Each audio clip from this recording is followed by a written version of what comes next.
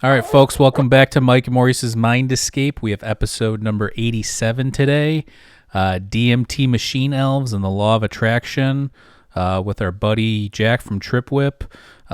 You can check us out at patreon.com/Mike and Maurice for just $2 a month. You get some exclusive content. I'll be uploading some new stuff on there as well. Check us out at Mike and Maurice mindescape.com. Instagram.com, Mike_N_Maurice, and Twitter.com at Mike Escape. So, what's going on, Jack? How are you?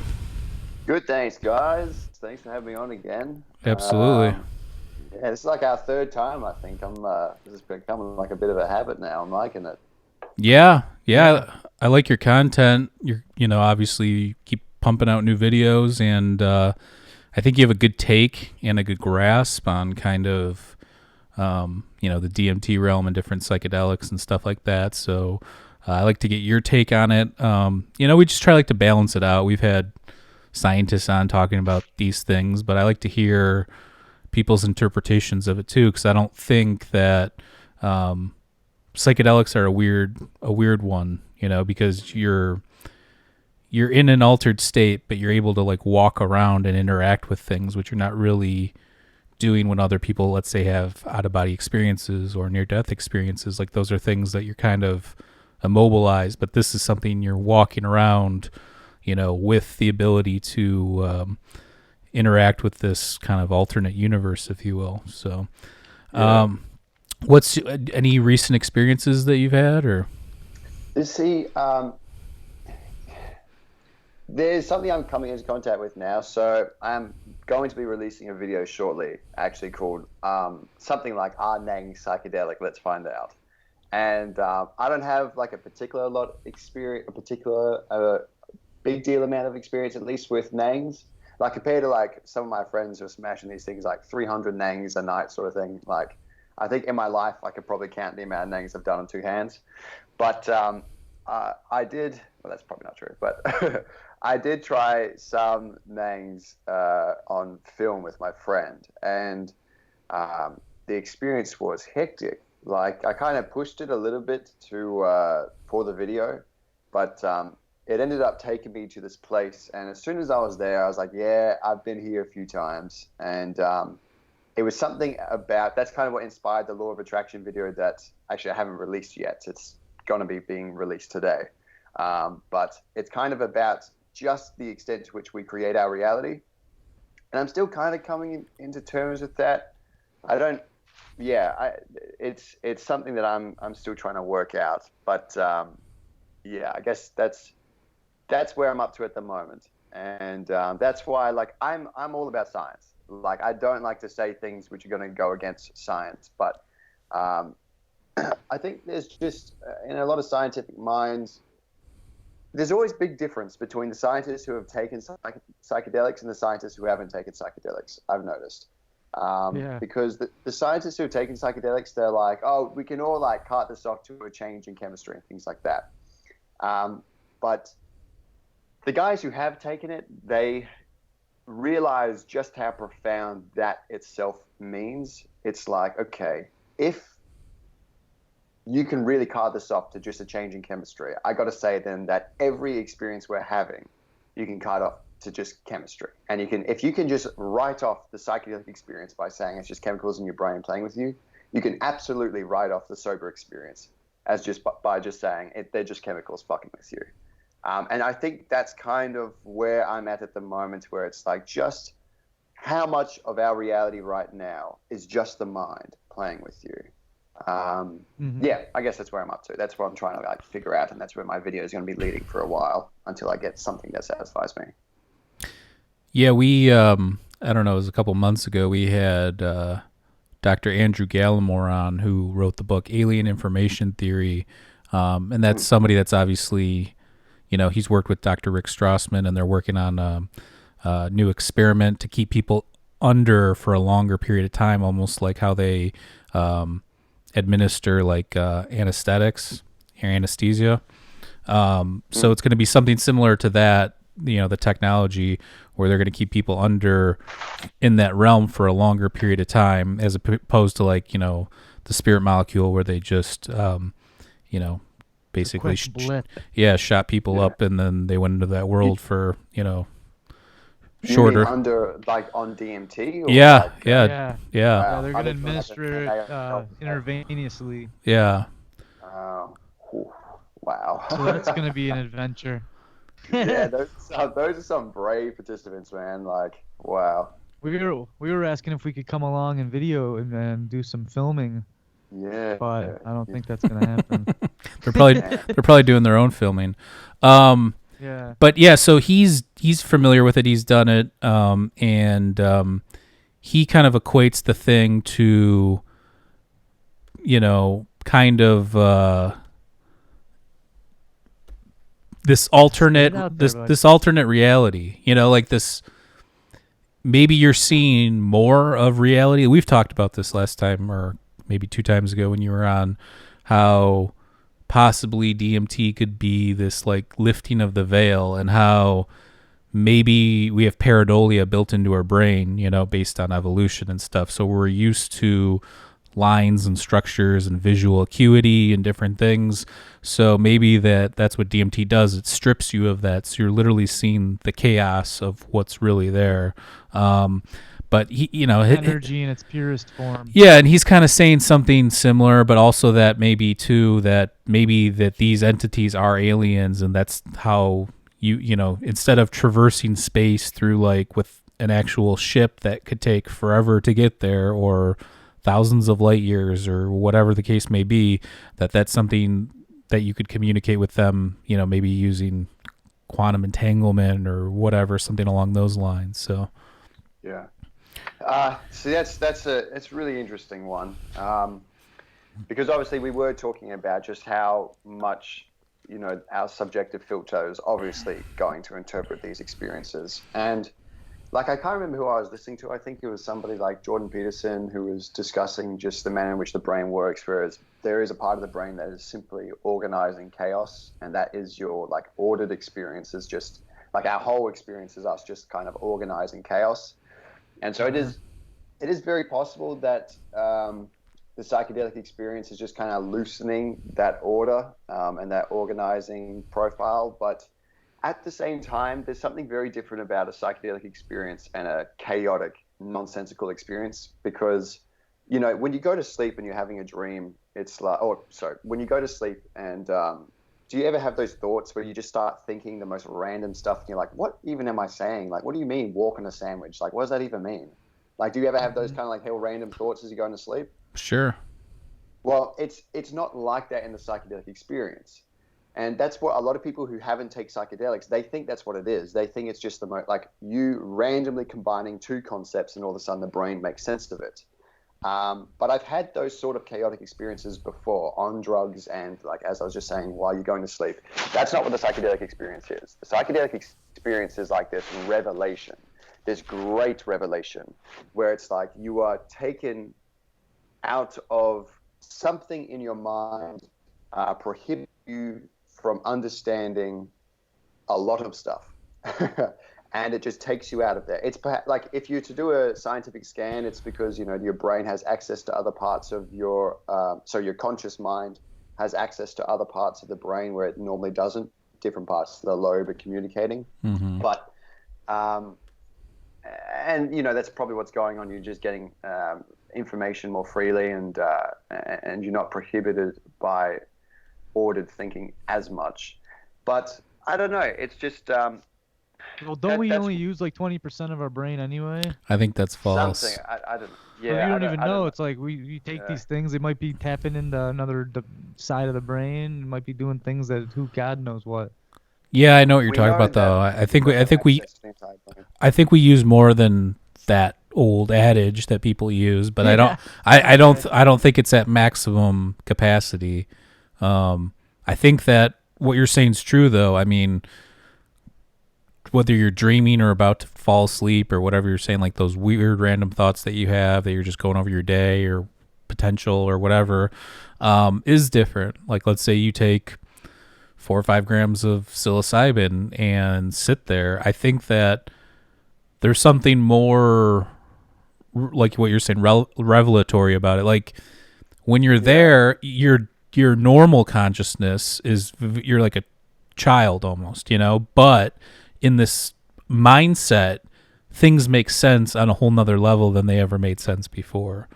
So I think it's this weird dichotomy that's happening where if somebody saw you in their own reality, the way you're acting, you would seem like a child, which might not be a bad thing based on what we know, the creativity of children. But when you're in that state, innocence and everything. Yeah, when you're in that state in your head, it's like anything's possible, or there's this openness to thinking, and I think that's why a lot of the visionaries and even back philosophers, scientists in the early days and stuff, had great breakthroughs using these substances.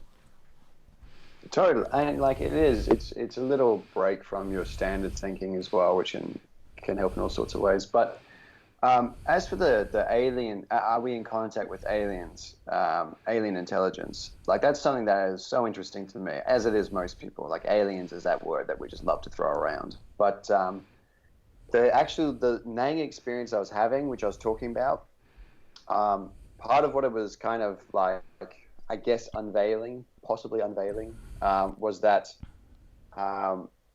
everything in your reality is a composition of the human mind. It's like your mind may be representing, or like your senses and your thoughts, or they may be based on an outside reality. Might be. You might be in a brain in a tank somewhere. But it's like, even if they do represent something, you will only ever experience yourself. And so when we come into contact with these like alien intelligences and things like that, they're actually concepts inside your brain that have been passed down from somewhere. And so these archetypes, that's why we like to kind of like brush aside experiencing gestures and things like that. We're like, they're just archetypes. Like that's all they are. But what is an archetype? Somewhere in your life, you came into contact with somebody and you said that you created this archetype, but you put them in this folder, archetype or gesture, because that entity was already somewhere in your mind. This gesture entity was already somewhere. It's like this it's this energetic being that helps your consciousness develop, and your consciousness has all these different energetic beings like gesture, like the father entity, all these things. They're all there and they're helping put your mind together. Sorry, I'm using this video to try and help me try and make sense of this last Nang trip, because it's confusing me still. But that's like alien intelligence, alien entities. They are one of these archetypes.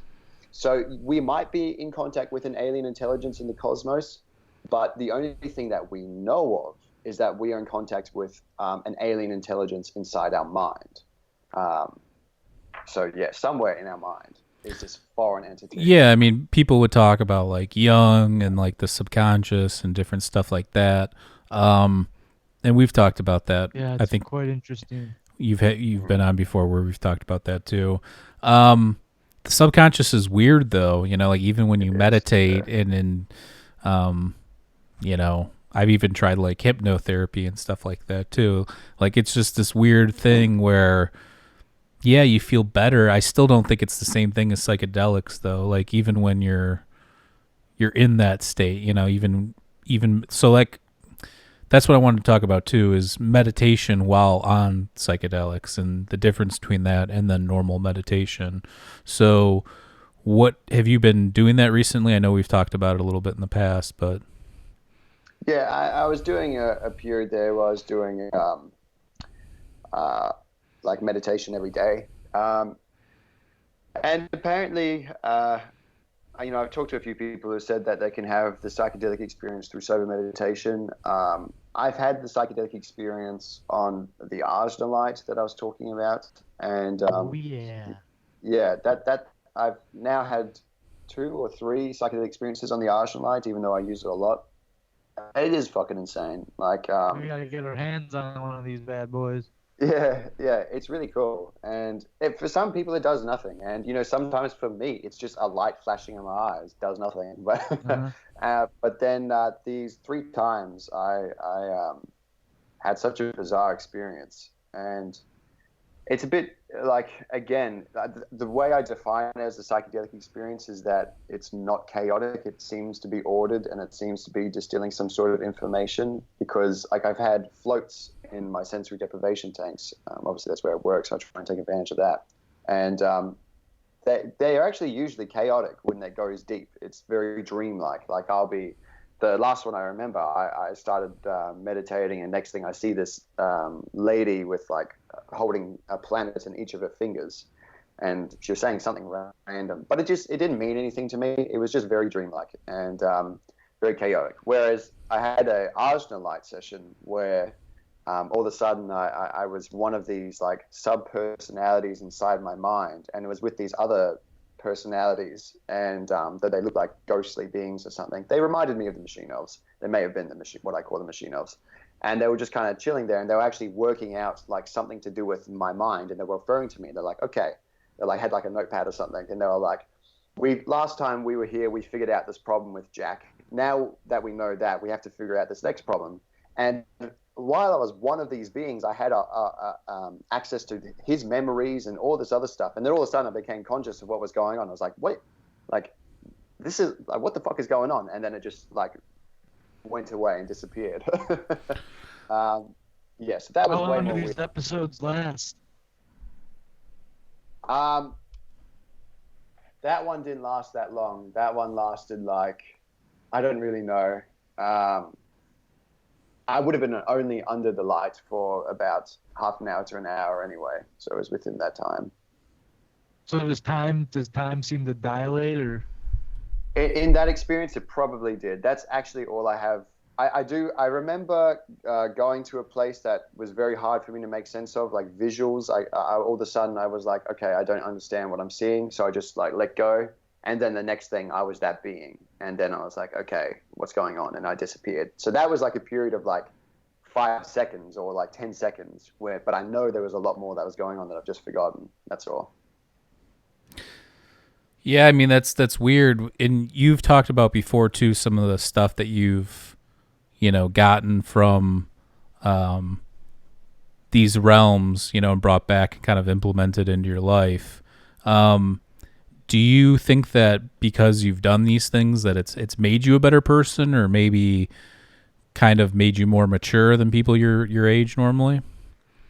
It's definitely made me a happier person. I can't, and a stronger person. I don't know about the rest, but obviously it's only been probably about 2 years since I was really using psychedelics properly, or a lot or frequently. So I can't say how I'm going to be in like 5 or 6 years from now. But I know thus far I've definitely been a lot happier, way happier, and self-esteem up here now compared to where it was, and a feeling of strong optimism as well. So even if I'm going through tough times, like my mind would go to a dark place before psychedelics. I don't really know why. Like it would just go, like if something bad was happening, it'd be like hopelessness and all the rest of it. And it just doesn't even go anywhere near there now. Yeah. And funnily enough, something very similar has happened to my brother. Have I talked to you guys about what's happening with my brother at all? No, I mean I know a little bit. I think I saw you made a post, but why don't you talk about that? Oh my God, his transformation is beyond anything. Luckily, I was filming. I've actually captured his transformation on film, which is awesome. But I hadn't seen him for like a year, and then I was at work, and I get a call from him, and he's like, "Yeah, I'm trapped in an upside down parallel universe at the moment. There's a monster who's trying to kill me, and if I leave the house, somebody's going to take my place and die, and if I stay here, I'm going to die." And he was just freaking out. And I was like, "You all right, man?" And later I realized he was on meth, and like he had a serious meth addiction, and was in a meth psychosis. So I finally caught up with him, and he looked like shocking. Like his lips were just busted open, and skinny as, the meth had taken a strong toll on him. Is he older than you, younger than you? He's 35. Okay. So yeah. Is that a problem over there in Australia too? Is meth like a big, or no, not really? I mean, of all the drugs it is, it's like you're not going to walk around and see a lot of meth addicts or anything like that, but meth is the biggest problem we have in terms of all the drugs, drug addictions. Yeah. But anyway, he actually started chilling with me, and it didn't seem like, he wanted a break because it was too dark for him, but it didn't seem like he was going to get better. His mind was still in the same place. He still had aggressive tendencies and all the rest of it, which he'd always had. And then I showed him TripWhip, and he was like, I really want to try DMT, Jack. And I was like, I don't think that's a good idea. You're in the middle of a psychosis, like you don't know what's going to do. Anyway, long story short, he ended up trying DMT, and he came out of the experience changed, so changed. He was like, it's all love. And he's like, I have to forgive my parents. I have to shower everyone with love. I have to forgive myself. He has a son, which he's never met. And he's now just like, I got to meet my son. I got to make him, feel great. He's gone to church since. He stopped smoking, stopped drinking, stopped doing any sort of drugs. He's been just helping other people get off of their addictions. He's trying to get himself a good paying job. Just behavior wise, he's such a nice guy now. And he's putting in place, he's trying to get in touch with people he hasn't talked to for ages, including his son. The restraining order against him and his ex-girlfriend has been lifted because he's changed. Transformation is just insane. Yeah. Just from one session with DMT. Good for him, man. Yeah. So this shit definitely has the potential to make you a happier person. That's for sure. Do you think that... So is it something that he just did a couple times and now he's good, or is it something that he's going to continue to do here and there if needed, or? He doesn't want to do it anymore. He did it twice. He did it one night and nothing much happened to him, and then the next day he did it again. And I kind of gave him some better parameters. I was like, yeah, meditate this time instead in your room, fast, and just do these things. Make a bit of a sacrifice so it means something more to you. And he did these things, and he got a lot out of it. Yeah. And look, obviously, I was also filming him at this point, and you could say, well, maybe the fact that he's being filmed made this transformation. There's all sorts of other reasons that could, of course, be responsible. But in terms of when you can put like an X down to the moment he changed, it was as soon as the meditation on DMT had finished. Wow. Yeah. Do you think that, I know obviously if you watch a lot of YouTube videos and go on a lot of the forums and stuff, it does help a lot of people. There's some people that do iboga or ibogaine. There's some people, there's different avenues for different people. Some of the people with depression and OCD and stuff, more psilocybin and MDMA and ketamine, that kind of stuff. But it seems like people that have serious addiction, they need that like paradigm shift, like not that, some of the lesser psychedelics wouldn't do that, but, DMT, or I've never done obviously ibogaine either. I don't know what that does, but I've heard it's pretty intense. So, yeah, I guess it's really especially useful for people who don't realize they have a problem. That's the thing. Like a lot of people like to take DMT and think to themselves, okay, I have like an alcohol problem, or maybe I'm just lazy or something like that. Now I take DMT, I'm going to be fixed. It's nothing like that. What it does is simply, like, it may show you the underlying problems for why you're lazy and why you have an alcohol problem, but what it's really better at doing is showing you that you have a problem somewhere where you didn't realize you had a problem. Like, for instance, Graham Hancock having a weed addiction, which he didn't realize. He just thought he needed weed to help him. Right. Then he takes ayahuasca and he realizes, yes, I have a weed addiction, and he stops using the stuff in the same way. And like my brother, I think my brother just didn't realize that love was like the answer to all his problems. As soon as he realized that, he acted on it. So it's not going to make you stronger. It's not going to make you better at acting on the things or the problems in your life. It's just going to simply show you these things, and it's still up to you to go through the hard work and make the changes and crap once you know the blueprint for doing so. That's awesome. Well, hopefully he continues his path, and good luck to him. So let's get to the law of attraction stuff now. You recently released a video on your channel. I watched. It was pretty good. I like kind of your thoughts on it and stuff like that. What was revealed to you, so you can tell the people listening, like what was revealed to you during this trip where you started to understand the law of attraction, or kind of explain what was going on? All right. So this was from a weed trip I had, weed meditation. Was it edible Again, or smoking or vaping? What were you doing? it was just smoking. I hadn't smoked weed in a really long time, and then I decided I want to make this video, so I smoked a lot of cones, and then just immediately went into meditation, and it tripped me out. It like fully tripped me out, and yeah, basically I was taken to like this. It looked like this cyber factory. It was like this technological factory. And everything was made out of white light, very similar to what a lot of people refer to in their DMT visuals. Like I've heard a lot of people say, all of my visuals were made out of white light. That's kind of what was going on in this weed trip. And one of the things I was showing was these. It's so hard to explain, but basically there were like these C-shaped devices that were flashing these lights, and the lights were so epic. It felt like every time I saw one of these lights flash, it was like an entire Big Bang, like the Big Bang that started our universe. That's what I was seeing flash over and over and over again. And then I saw these light devices pair up with other light devices, and they all started moving like this wave shape. And I could sense that something like time was weaving them together. And that's all I was kind of showing at that point. And then when I came out of it, my mind started trying to make sense of it. And the first thing it jumped to was that each one of these lights was showing me a moment in time. And it didn't have any meaning at all by itself. But then once it was getting paired with these other devices, it started creating a story. It was just two separate moments in our time. And yeah, then I kind of got a sense that you are able to decide which, or I don't know if you can consciously decide, but what we're doing by living our life is we are choosing which moments to pair up with one another. And yeah, that's kind of how I compared the law of attraction. You saw the video, so you know how I compared it to the double slit experiment, how the fluorescent screen basically collapses the wave function. Do you want me to explain that part as well? Or? I mean, we just had the last episode. We had actually a scientist on when we were talking about quantum physics and non-duality.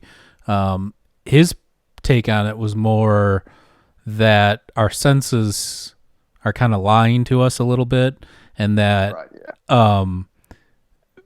What happens, or his theory or idea is, and it's kind of an old one too. It's found in some ancient esoteric works and religious works and stuff of different cultures, but that all there is consciousness. There is only this one thing, and that separation is an illusion, and it's almost like we're participating in this game voluntarily as this one thing. But so like you are God, we are, everything is God, It's a little bit different than like if people know what pantheism is, which is that the universe is conscious. It's more, it's hard to describe, but people can go back and watch our last video on this. But we're familiar with the double slit experiment and the collapse of the wave function and different stuff like that. But so how do you think that plays into this though? Like, how do you think that? Because I asked him directly, and he said that yes, they're blasting electrons, but he said it could work on any level. It could work on, whatever it is. It's not just something that happens on a quantum level.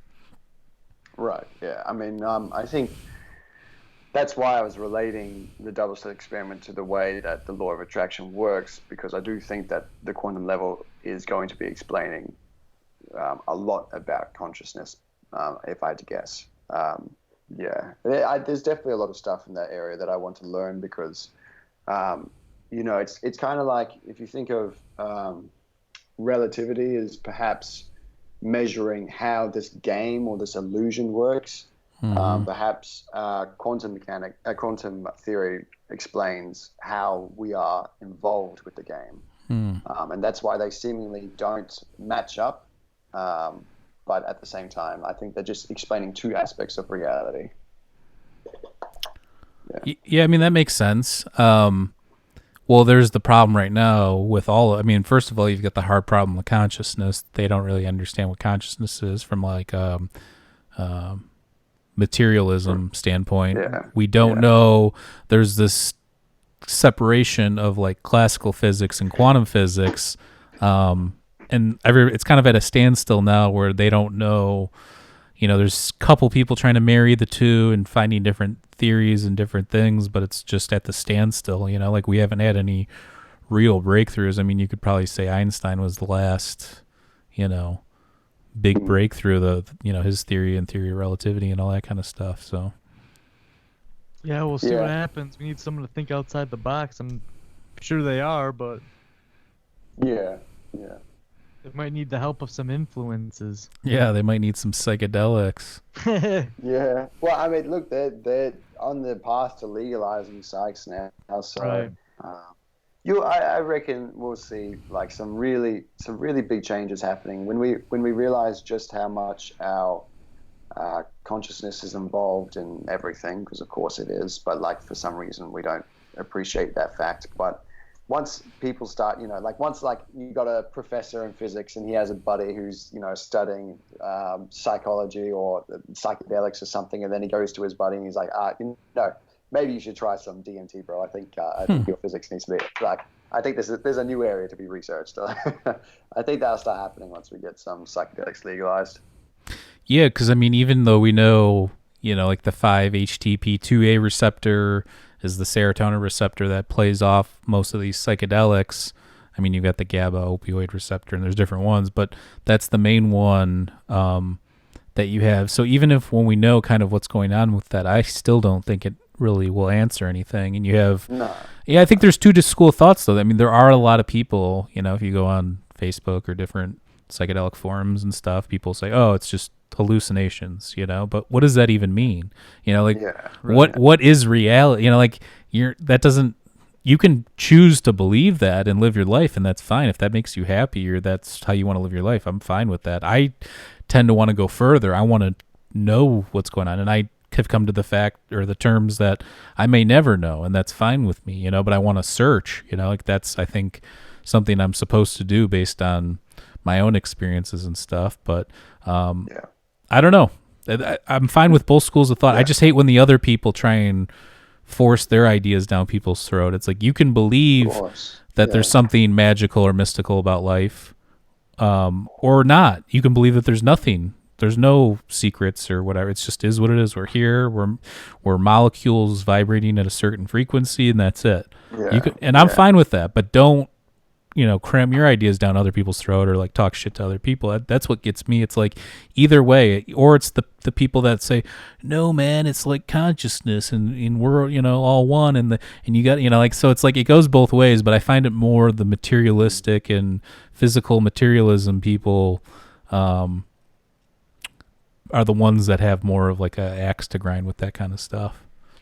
Yeah, I mean, this idea of like being able to brush it off as a hallucination, I don't think it really stands up to the experience. Like, hallucination, sure, but like just to be able to like brush off the psychedelic experience alone and be like, okay, right now we're not in a hallucination. As soon as you take a psychedelic, that's when you start hallucinating. It's like anyone who's done like a lot of acid or something like that. Like I can relate to it. What I'm about to say on my most intense acid trip is that there is no like distinction between not tripping and starting to trip. It's not like going into a dream. It's not like all of a sudden I'm sober, then I go asleep, and then I wake up in this different reality. It's not like that. It's like, at least I'm using my acid trip as an example. I take my acid, a lot of it, and very slowly reality starts to change. And very slowly it goes from me talking to my friend and he's a separate friend to all of a sudden he's an aspect of my mind and I'm now telepathically communicating with him.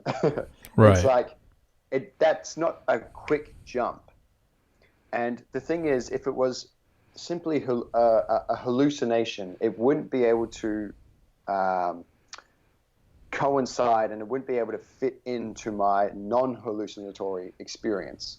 The thing is, they merge perfectly, because if it is a hallucination, this is a hallucination as well. Wow. yeah, how would I explain that better? It's like, um, it's because what they're trying to say is that the hallucinations can be chalked down to the fact that your chemicals are changing in your brain, but Mm-hmm. our chemicals are creating this experience right now, and all that's happening is we're just simply altering the chemicals, and Yeah. so our experience is altered. But that's all of this is because of chemicals. We are just a uh, large sack of drugs. I mean, you know, Big yeah, sack of goo. yeah, we're just a big sack exactly. of, endorphins, and, we produce DMT in our bodies. We produce, lots of different hormones and different Yeah, things.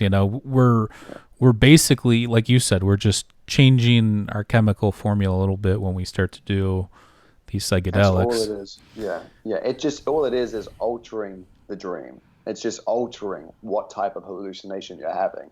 Right. um, and like Well, I'm using when you get chemicals. happy, you're alternating your, when you get happy, you release endorphins. That's a chemical being altered in your Yeah, brain. So, yeah. in a sense, you laughing is an alteration of your chemicals. No, So, is exactly that right. real or is that a hallucination? Exactly right. That's the point. That's the point.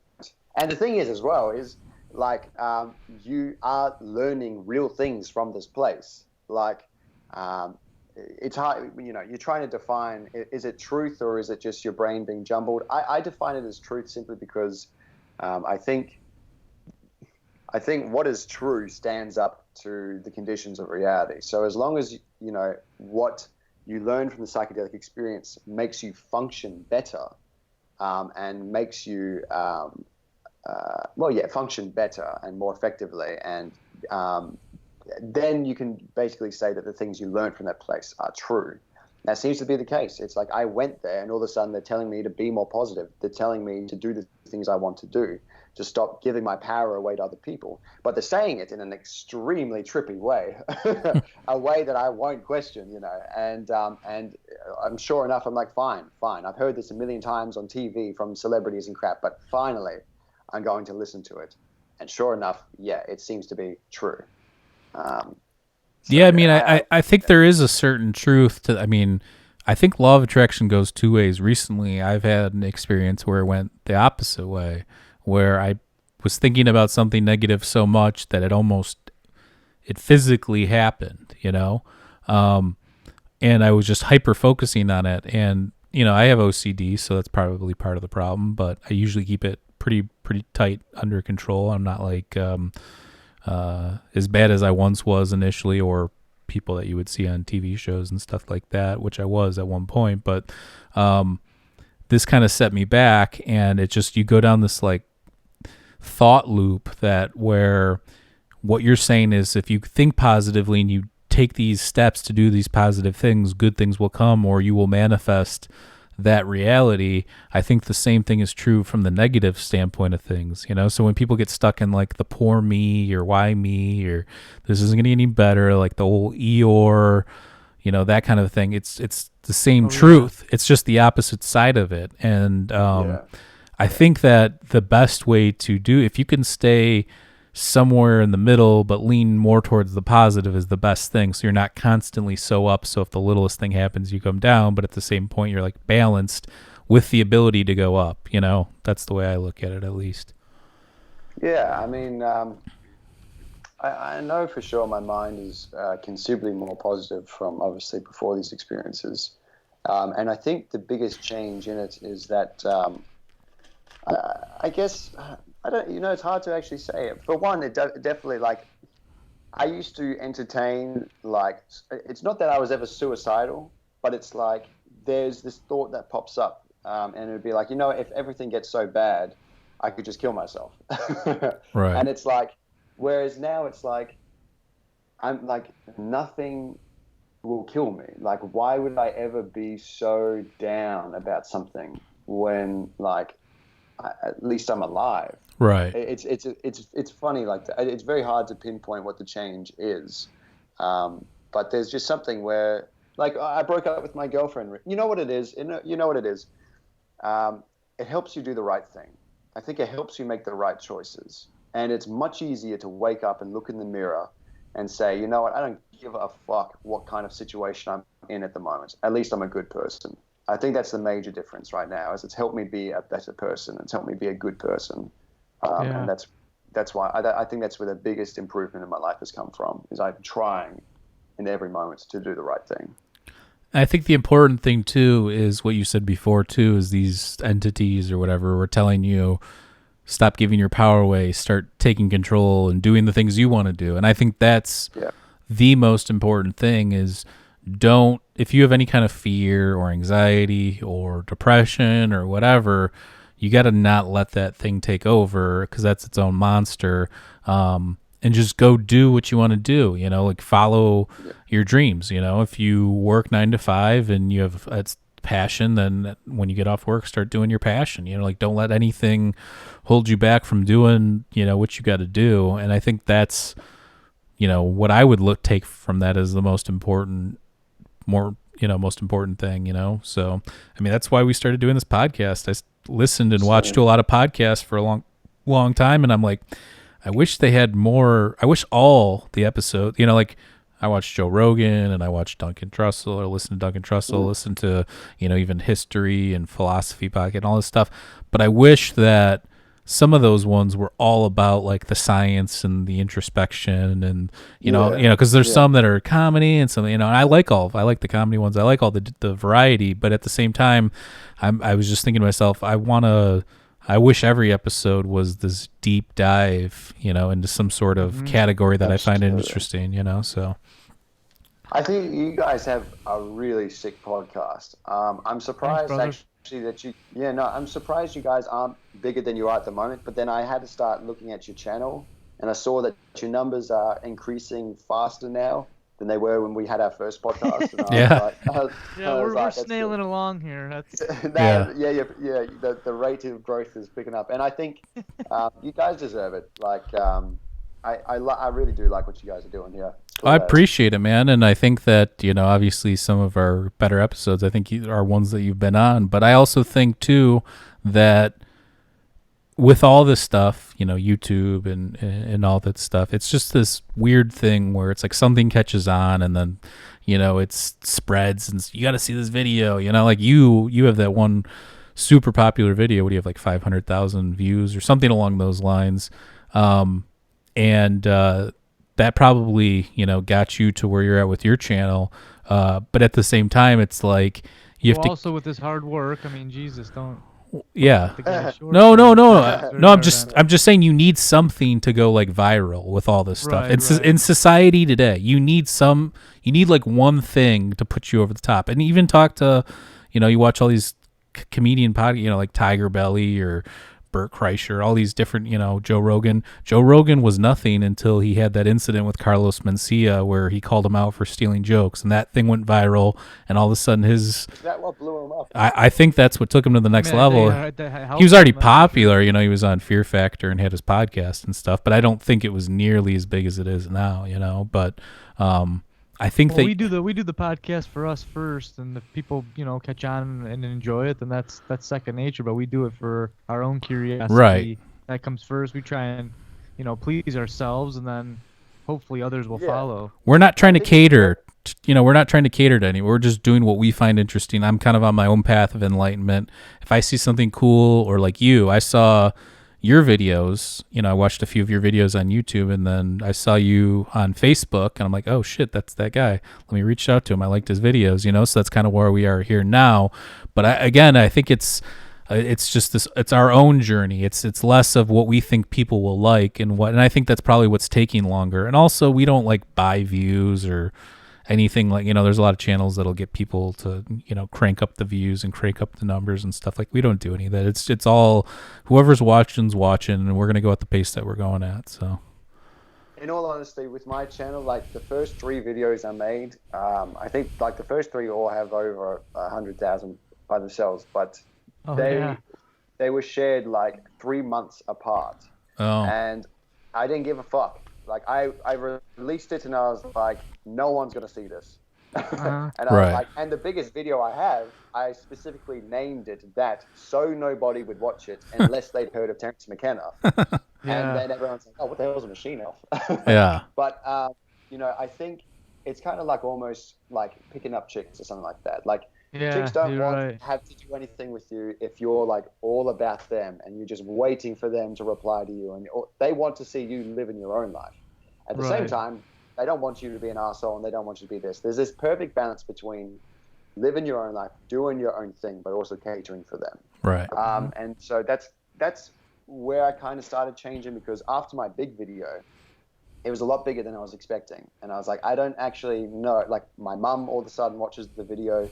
Some of my people that I know, they're like, oh, I know you. You're that guy who smoked DMT. And I'm like, ugh. But like, I don't know if this is a good thing right now. And I noticed that I started watching my videos that were uploaded directly after that video, and I was like, these suck. Like, compared to my first three, and compared to the videos I'm making now, at least in my opinion, they just sucked. And I privated them now. And I think what happened was I wasn't ready for that attention, and I just kind of I wanted to push it away, and I was like, this is too much for me right now. Right. But now I've kind of strike the balance where it's like I think I'm just making the videos for me. And I've noticed a few of my commenters are saying that my last videos are the best they've seen, and I think it's just because it's less general, but at least if I enjoy it, it doesn't matter how many views it gets. It was fun to upload, and at least I expressed myself. At least something I got out of it, instead of these other videos that are privated where I'm just, I don't know. I don't even want to get into those ones. Yeah. How often do you upload? Yeah. What's that? How often do you upload? I'm trying to do it once a week now. Like, I haven't successfully done it once a week yet, but that's the goal, is to go once a week. Yeah, well, it's good to set a little schedule. If you hit it, you hit it, but it's good to push yourself to try and get to it, you know?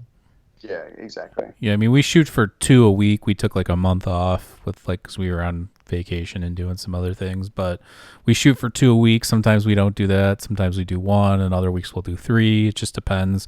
And also, when you get guests on, you got to kind of go by their schedule and when they can come on and that kind of stuff too. So it gets kind of messed up that way. But yeah, man, I mean, YouTube's an interesting thing for sure, because they're they've definitely cracked down on a lot of different stuff. And I find myself, depending on the topic, having to have them manually review the video. Oh yeah. I mean, most of my videos have been demonetized. Right. So it's I find it's obviously the ones where you're talking about very specifically about psychedelics and ingestion or this and that, like trip reports type stuff. But I like to have these more spiritual, metaphysical conversations about it, because I think it's more interesting. Like, I don't even care about people's trip reports per se, unless something crazy happens and it means something to them. I want to hear about it, obviously. But when you're talking about just, and then I saw this and then I saw that, like, I don't care about visuals. Like, what did you take away from it? What did it do for you? Like, I think that's what people get caught up on with a lot of these things, is like, I saw this or I saw that, or you even look at a lot of these videos and there's people trying to describe what you saw, and I think that a lot of it's most of it's indescribable. Like, if you've done these things, there's no way to take that knowledge back with you, and you can do your best to explain it or whatever, but it's still not doing the experience justice. Yeah, I think what interests me most is when people talk about what they think they saw is. I think that's what I find most interesting. Like, if someone says, I met these aliens, I want to know why you thought they were aliens, and I want to know what they taught you, and I want to know, these are the sort of things that interest me, and I guess that's what I started doing with TripWhip. I think, I guess I want people to be able to share what they experience more, and I think that there is a legitimacy to the experience, which a lot of people don't acknowledge, and that's why they're too afraid to talk about on YouTube, because it's like, oh man, I'm going to look like that crazy guy who's taking my hallucinations seriously. It's like, maybe we should take our hallucinations a little bit more seriously. We seem to take this hallucination very seriously, so maybe we should take those other ones a little bit more seriously as well. Well, preach on, brother. Well, you know, and you bring up a good point. Like, look at all some of the indigenous people and cultures, and like South America and the Amazon and different stuff. You know, they don't, and I don't know specifically because I've never met a ton of them, but just from what I've learned and things that I've seen and things that I've read, it seems like a lot of them don't have similar psychological issues as us, and ones that, let's say, people, you know, that do ceremonies regularly down there, you know, a lot of them are probably more mentally healthy than us. You know, we're eating all this garbage and watching all this stuff and satiating ourselves with technology and, you know, all that stuff. And these people are living these true, yeah, people are living these you know, almost like hunter-gatherer lifestyle, and they're happy, you know? So I think that, there's something awesome about that, and I also think that there's something to be said about that kind of a lifestyle. You know, I think you brought up Graham Hancock before, you know, and he talks about in like most of his books, like if we get hit by an asteroid or a comet and something happens, the people most likely to survive are the hunter-gatherers, you know, because they live in an environment where when stuff goes to shit, they can live off the land, no problem. That's number one. Number two, they're mentally prepared for that kind of a thing already, you know? And you know, it's just one of those things where I think that, I mean, and even with drug addiction and stuff down there, you know, I've seen documentaries and stuff, they expose their kids to psychedelics at an earlier age. Like, this is what this is.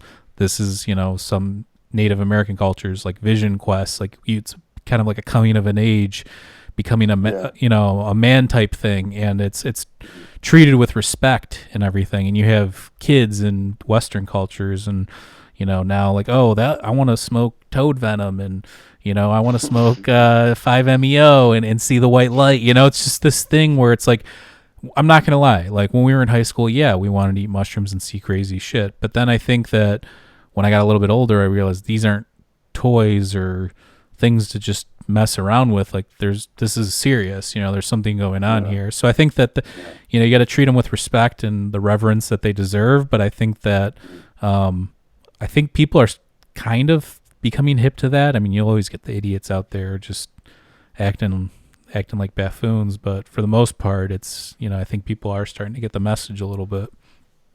Yeah, I think so.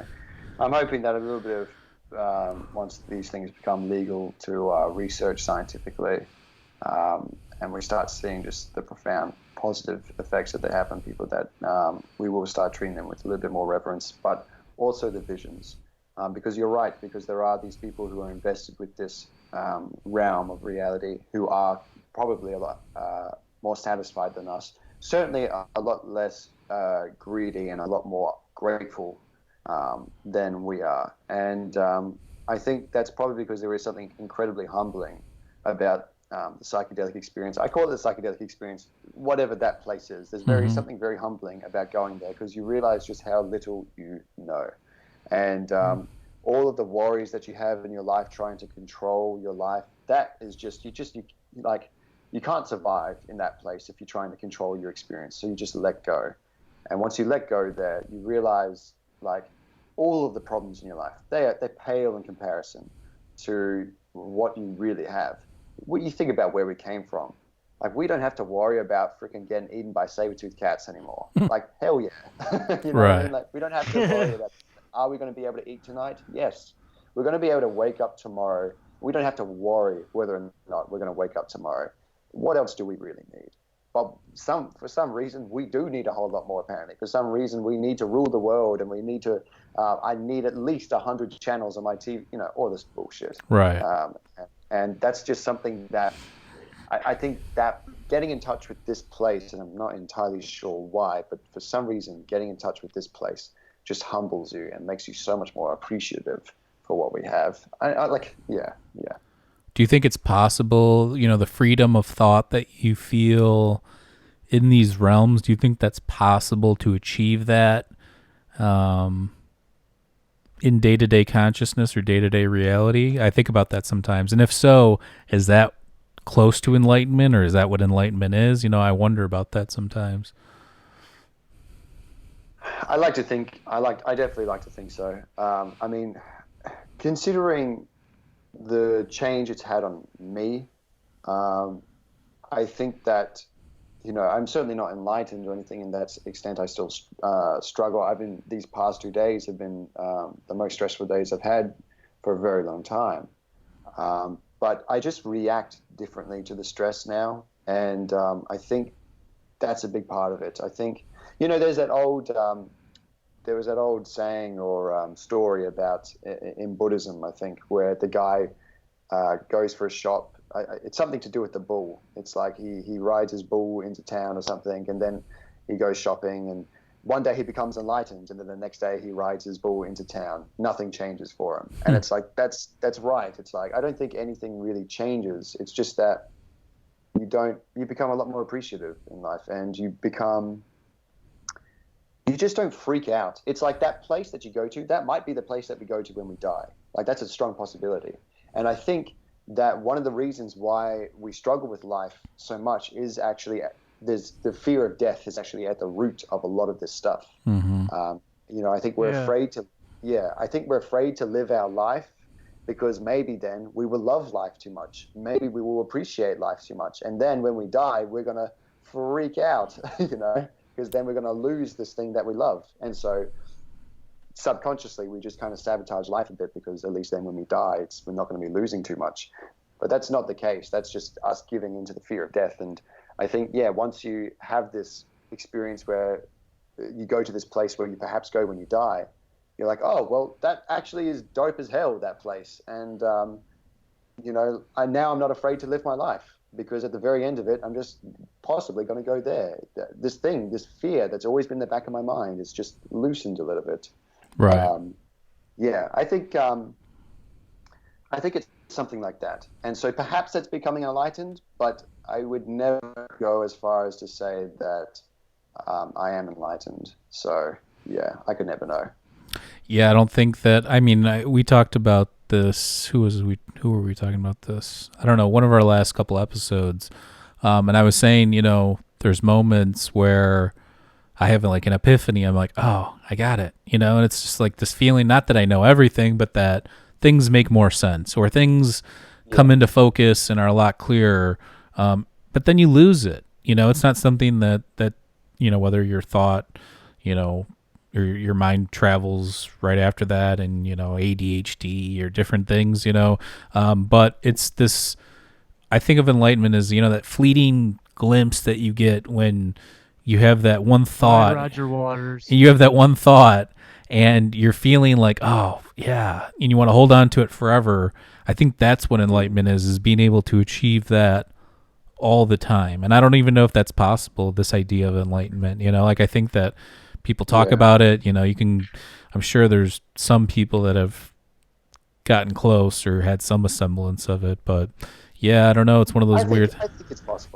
I think it's possible. And I think the people who have been enlightened have just walked amongst us and acted exactly as we do. And so there's never going to be proof to us that somebody's enlightened or not. And I think they're going to experience the exact same emotions as us.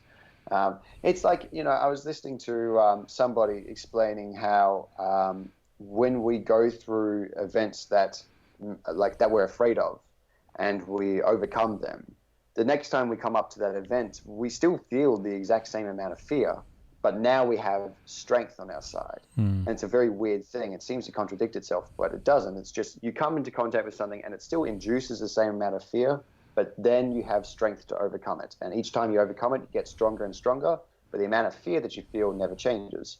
And that might be the case with an enlightened person. They may become stressed. They may become attached to somebody. And when they lose it, they may be upset. But they never fall into this pit of despair, and they never fall into this hopelessness, because they hold to them this truth that says it's all okay. Mm-hmm. And even as they're stressed and even as they're upset, they think to themselves, I know I'm stressed, but it's okay to be stressed. Right. And it's like that might be the enlightened person, someone who goes through everything that we go through, but is okay with it and doesn't resist it as much as we do. Yeah, I mean, I think that What do you think, Maurice? Because I mean, you've probably done the least psychedelics between the three of us here. But what do you think from your last couple ones that you've done, or because you're a little bit more skeptical about stuff? Do you think that it is some sort of, you know, brain chemistry at work and it's just all hallucinations, it's an illusion, or do you think that there's something more to the whole phenomena? I think that it can open up some doors. Definitely. I think you need to take it. I think a lot of the times I've taken it's been more in a recreational sense, and kind of like what you were saying, you got to kind of take it in more of a ceremonial atmosphere, you know, and really pay attention to what you're doing and try and go in with an end goal, and you'll come out with something more. So yeah, I don't know. Like I said, I've done a lot of it, you know, partying and stuff, and Yeah, your kind of last mixed. experience sounded like a Hunter S. Thompson experience. A little Which one Lucy, was that? a little Lucy at the casino. Oh yeah. I took a little loose, and then the floor started to flow, so I had to get back. But you know, that's the thing. I took it. It's almost like a waste because once you're on it, I couldn't tell myself, all right, now it's time to really dive deep. You gotta have that thought beforehand, you know, because once you're on it, then all hell broke loose. So I was just kind of sitting in my bathroom watching the floor tiles flow, and you know, so you got to go in with something, and maybe in my future I will. I'm not sure. It'd be worth trying. Like, it is your intent behind it. That's why I've spoken to quite a few people who have said to me, you know, you can do all this stuff sober, and they're probably right. Like, I think you could, like, I don't like using the placebo effect, like as the terminology a lot, but I think a big part of it is something to do with whatever the placebo effect is as well, because it's like, if like, yeah, like, as I was saying before, I'm smoking weed now and having like insane experiences, at least compared to my previous weed trips, where I would have never imagined this possible to be had on weed. And I think it's because all of a sudden something in my head was like, you know, weed's a psychedelic. I bet if you start treating it with some reverence that it's going to open up and change. And next thing, before I'm smoking this weed, I'm getting nervous. I'm like, oh, geez, like, all right, here we go. Like, okay, just get myself together and like, get myself composed. We're about to have a blast off. And it's like, man, chill out. You're about to smoke weed. But sure enough, it's almost like a blast off experience.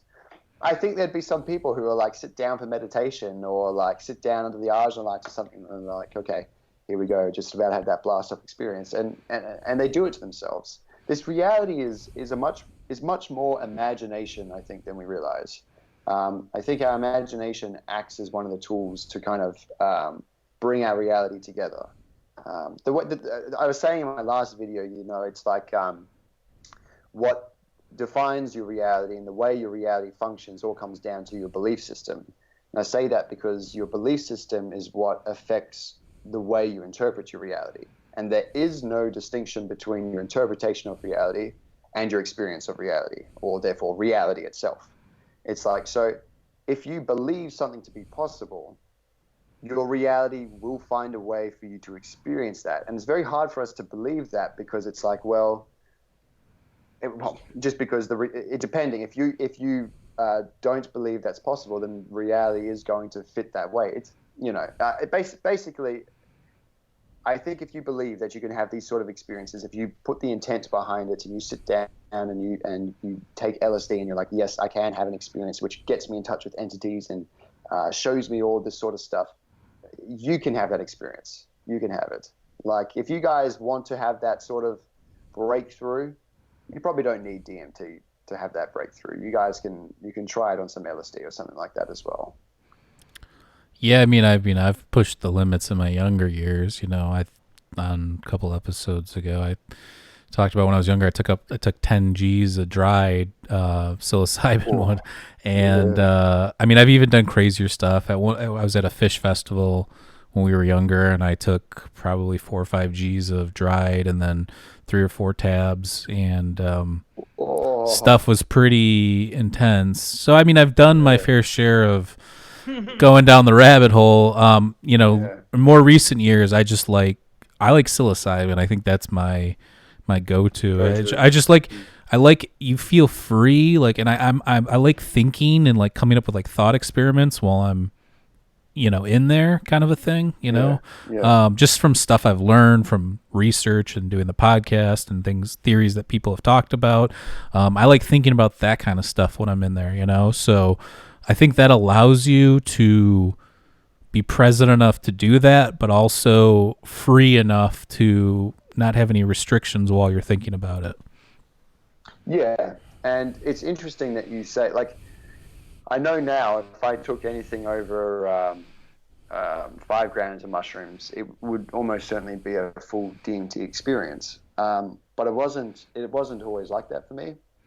I know when I started off using psychedelics, I could quite comfortably have a very high dose and mix it together and things like that. And it wouldn't be the same sort of experience. So I'm guessing when you did like the 3 or 4 grams or 5 grams of dried mushrooms and mixed it with 3 or 4 tabs, was that kind of a recreational thing that you were doing? Well, the one I did with the dried with the tabs, that was actually at this band Fish. They were having like a festival, where I just I'm a musician too, so I just liked going to this other place. I've been to plenty of Fish shows sober too, and it's amazing. It's just one of those things where I was younger, I was experimenting, I kind of pushed the boundaries a little bit. I was there all weekend, I didn't have anywhere to go or drive anywhere or do anything. And it's almost like it's a festival where they've got like, art and food and, amusement rides. There's all sorts of stuff there. So it was this crazy What did you see on so like like a lot of they had these lights set up on either side of the stage. They're like floodlights. They have a light show that's sick, but separate from that, like leading up into there was these floodlights with these like nets or like boundaries connected to them, and the lights turned into portals where it just started turning into circle until it was like infinity. And I was stuck in almost like what you see, the old Twilight Zone where it's that circle, that never-ending infinite circle kind of a thing. Like that's kind of what was happening. Yes, sorry about that, folks. We got kicked out for Lucid. Home, carte blanche. I was 18 years old, could do whatever I wanted, and it was an amazing experience. It was definitely enlightening. But that, again, back then, I wasn't into the kind of stuff I wasn't, into like philosophy and science and research, and I was just kind of living, if that makes sense, What and I'm talking about, man. I wish I would have taken it with Lucid. But if I had the knowledge I had now and done it, I think I would have had a completely different experience. But obviously, you can't go back in time. Or can you? I don't know. Yeah. Well, I think also our experience of these psychedelic states is basically what we remember. Right. Yeah, I think the extent to which you remember your psychedelic trip is how much you experience, and how you remember it is based on how much you know and how what the tools you have to interpret it with. So if you were to do it now, there's no doubt you'd have an entirely different experience. When was the last time you had a mushroom trip? It was probably spring, maybe. It was pretty visionary. I actually started writing a book. I've kind of put that on pause because I've just been so busy. But I had this epiphany and these ideas I think it was like 2 or 3 grams of cubensis. I think it was specifically penis envy ones. They tend to give you a little bit more creativity than the other ones, in my opinion, but that's just my perception of it. But so I had this idea when I was under for this book, in that I went through like a whole timeline of history and just different people's perceptions, and just had this like weird thing where it's like, oh, this is what this guy was doing, this guy did this guy, and it's almost like went through like all the visionaries and like what they were doing. It was just a weird experience that to this day is probably one of the more intense ones I think that I've had in terms of ideas and creativity and stuff like that. But I'm just trying to think if I've done anything. Haven't really done anything major. And even like you said the weed thing, I stopped vaping obviously because all the issues going on with vaping. I was getting I was doing the ones that were legit, but it's still just until they figure out what's going on, it's really just not worth it, all the people getting sick and dying and stuff. But yeah, even when I smoke weed now, because I don't really smoke weed, when I smoke weed, it's like what you said, like I go there, it's that old feeling, like the first time or early on when you first started to try it, and it's new, it's fresh. I think that a lot of people in the psychedelic community and stuff, they're so deep in it. If they took a break, I think too, and took a step back, from people I've met and talked to and stuff, I just think that there's a lot of people that do it so regularly that it's no longer a treat or like an experience. It's just something. And I don't think there's anything wrong with that, by the way. I'm not condemning that or talking shit about that or anything. I just think that if you have more perspective and you take a little bit of a break from anything, whether it's weed, psychedelics, anything, and you come back to it, it's more of a treat. It's more enlightening, in my opinion, at least. Totally. I think because it shows that you respect it as well. Like you get taught, these at least have the potential to teach you a lot. And if you learn a whole bunch and then the next day you smash exactly the same amount, you're like, yes, let's get straight back in there. It's showing that you're not prepared to integrate these lessons. And what you're saying to your brain is that I can't be bothered learning these things. I'm not going to remember it. I'm not trying to remember it. So I don't want to learn these things. Right. And so, these experiences stop teaching you this stuff. It'd be really interesting, actually, if you did like a live, like after all this time not smoking weed, did like a live video of you smoking bud and then meditating or something like that, or like taking mushrooms. Like, if you want a viral video, that'll do it for you. And, right. Yeah. I mean, to be honest with you, though, I don't. Meditation I do regularly now. I mean, I think we've talked about this before. I have my own technique. It's actually on our website if anybody under recommendations, it's at the bottom. It's my own kind of a thing mixed with our grandfather, who was kind of like a visionary inventor. He used to meditate a lot, so I kind of took a little bit of what he was doing, a little bit of my own thing, and can go 2 hours sometimes and just feel like 10 minutes. It's weird, but what does it take, dude? I mean, I see these lights, these like portal things after a while, and I try and follow them in my mind, if that makes sense. And have you ever seen Papa? That's what we called our grandfather. No, never Papa, but I've gone places, and you follow and you it's almost, I don't know, it's so hard to explain. I've seen actually disembodied heads. I've seen weird things, but these lights, these like, I don't even know how to. I see these lights and they float around and then they take different forms and then they float back, and I try and like follow them, but they also dissipate and then they come back, and then I follow that for a while until it becomes this like light, and then I try and follow into there. What do you think the lights are? I have no idea. I've talked to other people about it. One of my other buddies, who actually started that app, DMT World, we were talking about it for a while. And he said that he's talked to a couple people, same thing. Like he's experienced it, but nobody really knows what it is. I've seen it before I go fall asleep sometimes too, where I'm closing my eyes and I'm not really that tired, but I'm trying to go to sleep, Similar, I feel, it's not, because since I'm not meditating, I don't really go into that realm. But if I'm trying to meditate, I also listen to different frequencies. Like the one that's my favorite one's the 528 hertz. It's on YouTube. You can pull it up. Could I make a suggestion for the next time you are meditating?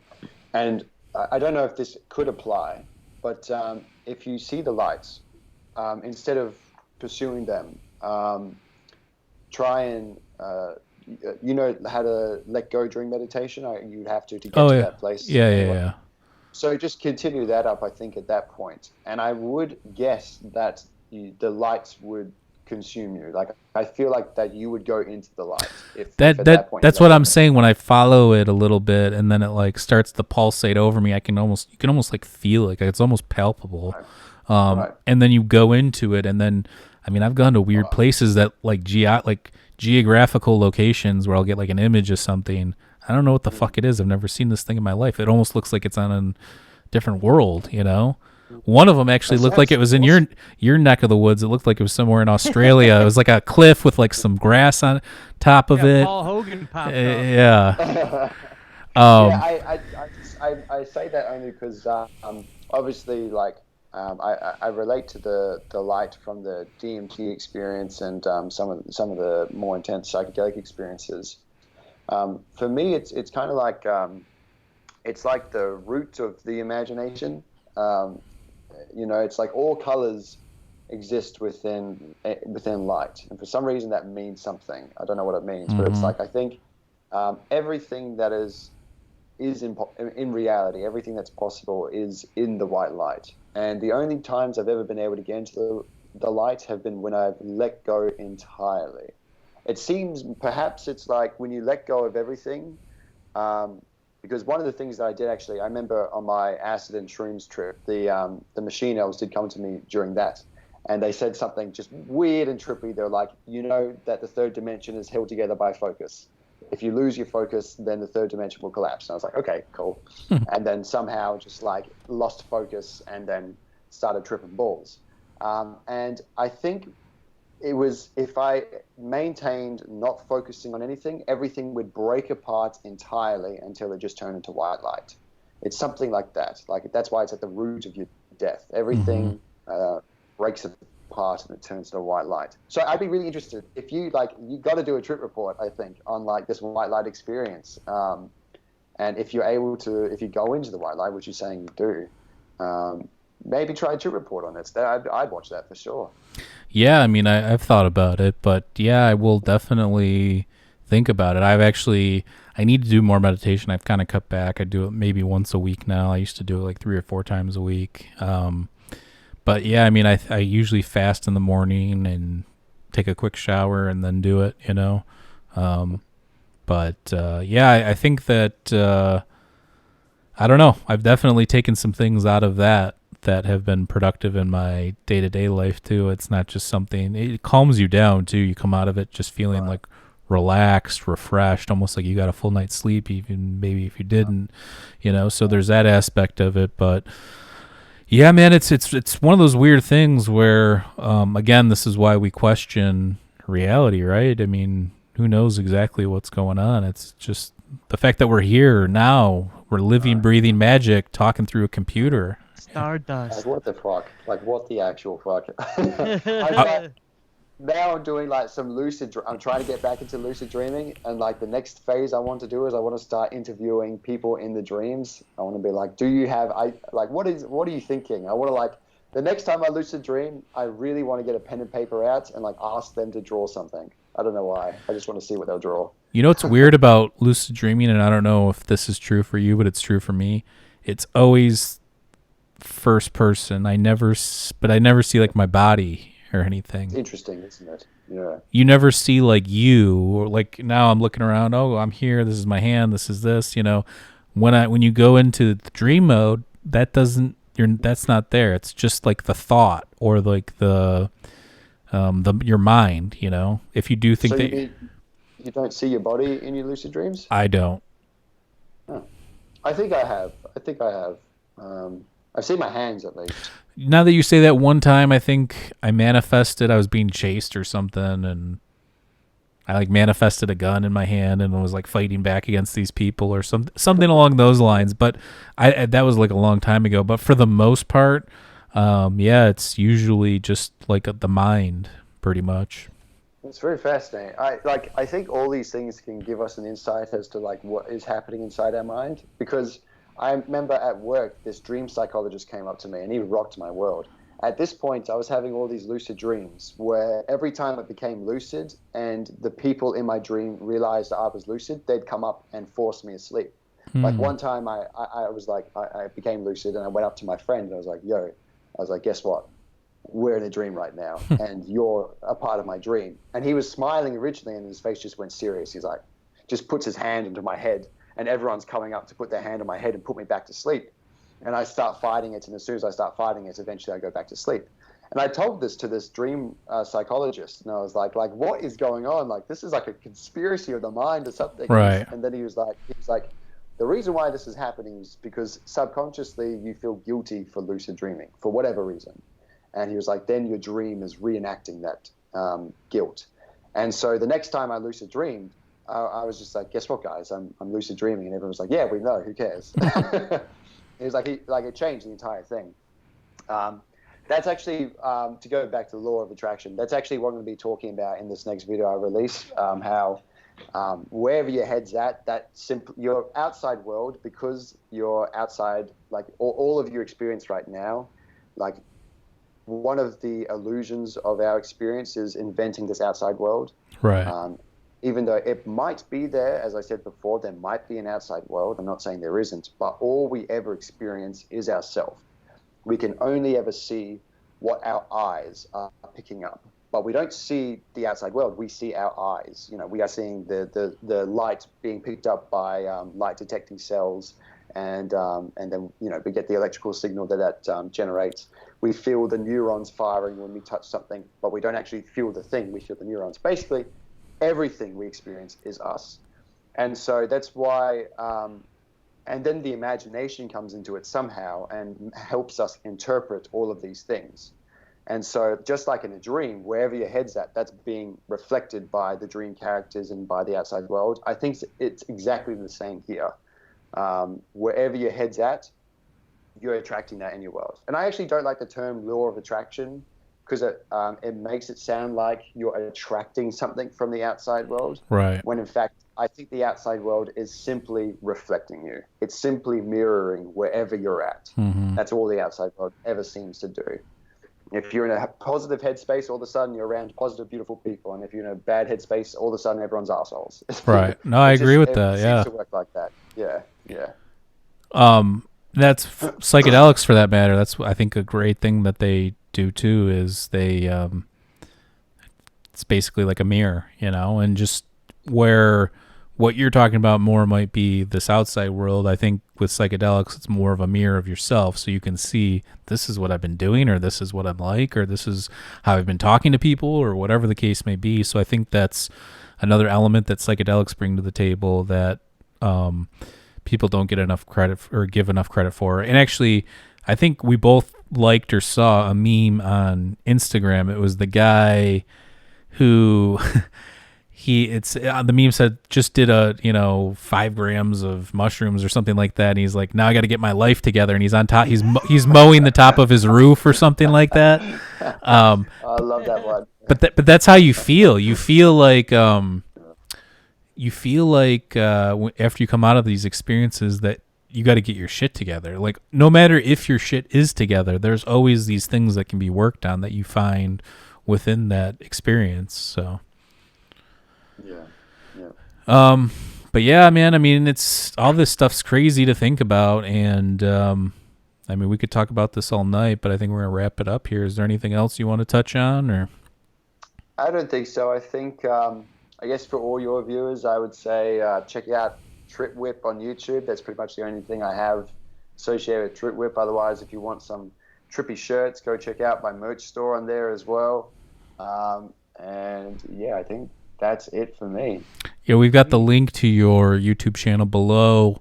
You're on Instagram too, right? People can find you on TripWhip. Mm-hmm. Yeah, I am on TripWhip. It's double P for both Trip and Whip, though. Okay. Yeah, thanks, dude, for coming on. This is always a fascinating conversation. Like I said, I think you're way beyond your years when it comes to an old soul. Yeah, the knowledge of these things. I think most people your age are just doing stupid shit, to be honest with you, from at least my experiences. But I appreciate that. Maybe that's an American thing. I don't know. But I seem to be hanging out with people young. Like there's people like 18 now. Like some dude who apparently recognized me from my old school. He's like a couple of years younger than me, and he's so wise, man. Like, he's just teaching me awesome stuff. So, but I appreciate that anyway. I'm stressed trying to get my shit together right now, so that's a bit relieving. No, I mean, you seem to you said the last 2 days have been stressful. You seem to be in good spirits and have a good mind space. So keep plugging away, man. Because if you can get through some of the stuff, and just keep building off that, I think you should be in good shape. So, but yeah, so check out his channel, TripWhip, and You can check us out at patreon.com/Mike and Maurice. Like I said, for $2 a month, you can get access to exclusive content, and the more people we get, the more exclusive interviews and stuff I'll upload on there. Also, check us out at MikeandMauriceMindescape.com. We're on Instagram, Mike_N_Maurice, Twitter.com/MikeEscape, and we're also on Facebook as well. So check that out. All right, dude. Thank you so much, guys. Keep at what you're doing as well. They're doing like hyper quality podcasts. I think it's only a matter of time before you guys get some very good views coming your way. I appreciate that, man. We're just gonna keep doing our thing, and if it happens, it happens. We're gonna try and manifest that law of attraction. But Awesome. no, I appreciate it, dude. You have a good night. All right, see you guys. Peace. Peace.